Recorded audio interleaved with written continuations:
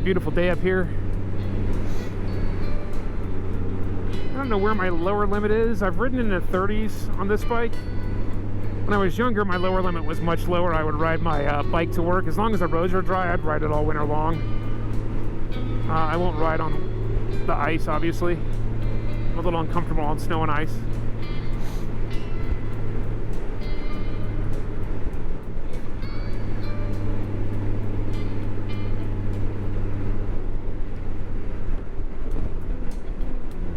So I really like this ride. It's one of my favorite rides. I usually do it and I'll come back down through Turkey Creek instead of going up South Turkey Creek over to Deer Creek. It's normally what I'll do.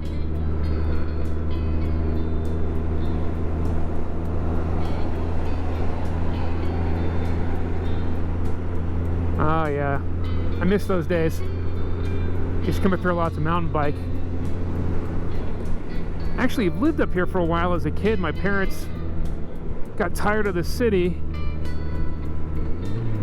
We lived at the base of the mountains, and for some reason we got tired of the city, and they decided to move up to the mountains. I was 16, so you can imagine that 16 being ripped out of high school in the city, and it was suburbia. I say the city, but it was suburbia. Getting ripped out of the city and being forced to go up to the mountains was not something I was looking forward to. But we lived up there for 2 years till I joined the military. So we lived right up here. And funny enough, my wife, who I didn't meet until I came out of the Army, also grew up here. They lived up in Evergreen. I lived in Conifer. And they lived in Evergreen. So we never ran into each other as kids, but we both lived up here. Later on in life, I got a lot of love for the mountains. A lot of love. A lot of hiking and camping, you know, especially with kids.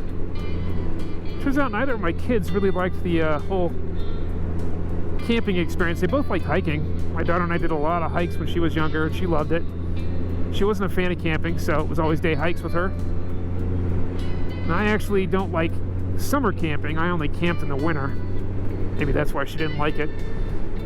The mountains up here are crazy busy. Anything within day hiking distance of Denver is just too busy. It's no longer fun. When I was a kid, you could come up here and this road was 2 lanes. It was this road right here. The other side didn't exist. So I definitely loved living up here coming up here as an adult. I hated it when I was a kid because I had to have a job, and you know, this was really rural at the time, so there were no jobs up here. There was Tiny Town and the gas station. That was like literally it up here. Now there's like a whole city up here you can work in, but so I'm 16 years old. I have my Jeep because I'm from Colorado. Gotta have a Jeep.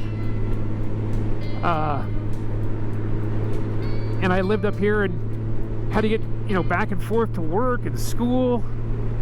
My school was over in Evergreen, which you can imagine, well, if you don't know the area, well, we'll be driving there today, but Evergreen is a hike from here. Trying to decide what section to record on this trip, but I meant to just record an intro and turn the camera off, but with my heavy-ass gloves, I really can't do that. I'm wearing just enough gear. I'm not uncomfortable though, so it's good. And I don't have my coat plugged in. That's right. I got a coat that warms up. Heated gear. Warm and safe heated gear. I've ridden in the 30s with that, and it's good. And anyway, so I grew up here, or spent 2 years here, and I hated it. You imagine going to work in a Jeep that gets 12 miles to the gallon, earning minimum wage, which at the time was, by the way, $3.35 an hour. I worked over in Morrison, at the Morrison Inn, which is still there. There's a picture of me and some of my best friends at the time on the walls in there. They have pictures of all the employees in there. There's a picture of me in there somewhere. I found it a couple of times. But basically, every penny I earned went in my gas tank to get me to school and to work. My parents didn't have a lot of money, so you could ask them for gas money, but they didn't always have gas money. And there was no school bus where we were that went to my high school. So there was really no choice. I had to work to have gas. And that's pretty much what I worked for. I worked to put gas in my tank. And the winters up here are really rough.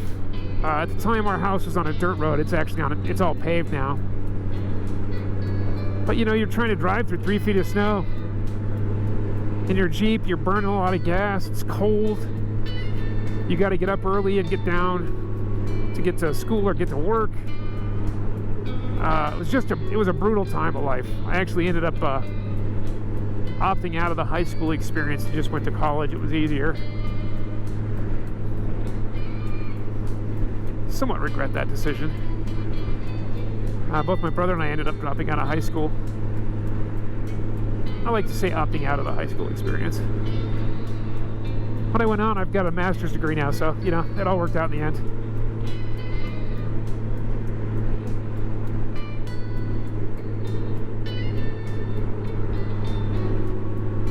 Love this drive, though. It's so pretty. I can't wait to get on the Evergreen side. It's really pretty between Conifer and Evergreen, and then it turns into a big highway, and you end up having to drive to the highway all the way across till you get to US 6, and that's where I'll hop off on US 6 and take that across to, that's where the pretty drive picks up again. Hoping it's not too cold over there. It's feeling pretty nice over here. I might even switch to my lighter gloves. These heavy gloves are really nice, but they are heavy gloves. They're not light gloves.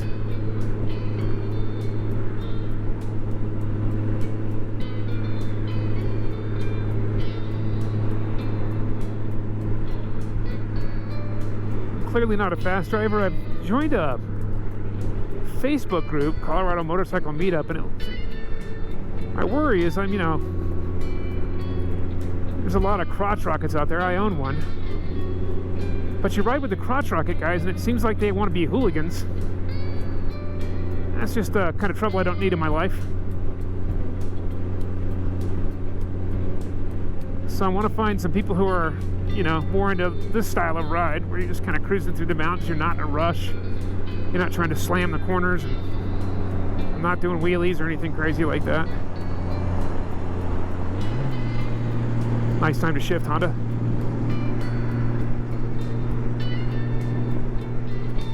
It's almost breakfast time. That's my goal. Be up here by 9, grab some food. That's very late day for me.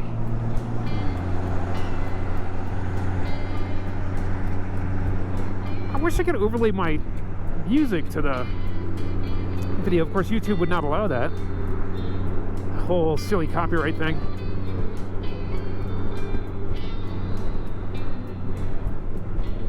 So usually my music kind of matches my driving mood. I don't know which one runs the other. I don't know if the driving mood selects the music or the music selects the driving mood. I have learned not to listen to like speed metal or anything while I'm out on my bike. That just gets me in trouble.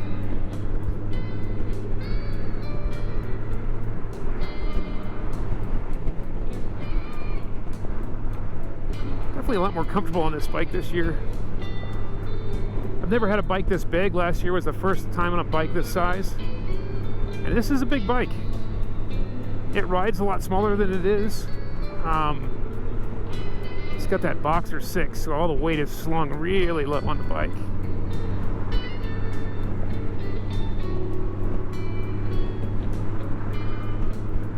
So I used to live up that road right there. You get off here and go that way.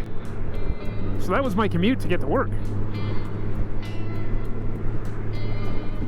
In 4,600 feet, I need to turn right. That's so weird.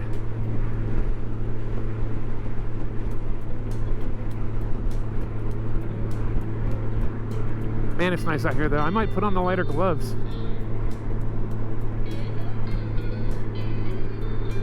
Bike all looks good. Got it in 2-up mode. I might put it in 1-up mode. Lost a lot of weight over winter. Old habits, I suppose. All right. It is almost breakfast time, and I am hungry. I'm usually eating breakfast at 6, so you get me up here at 9 o'clock. It's a bit late.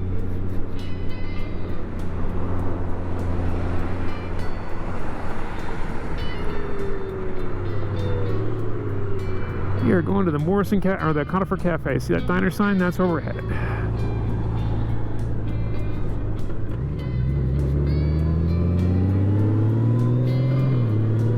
You would not believe how many times I've almost been hit at that intersection.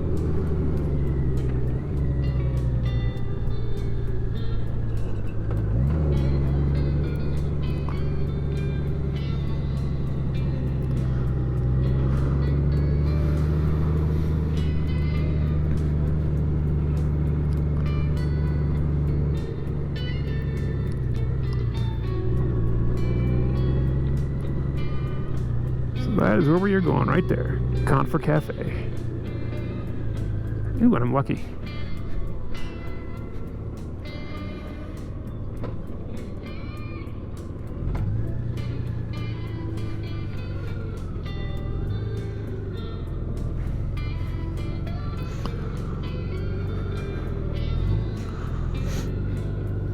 Oh, they don't have the patio tables out. It is a bit early for patio tables.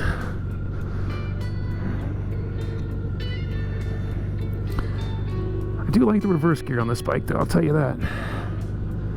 All right, we are here.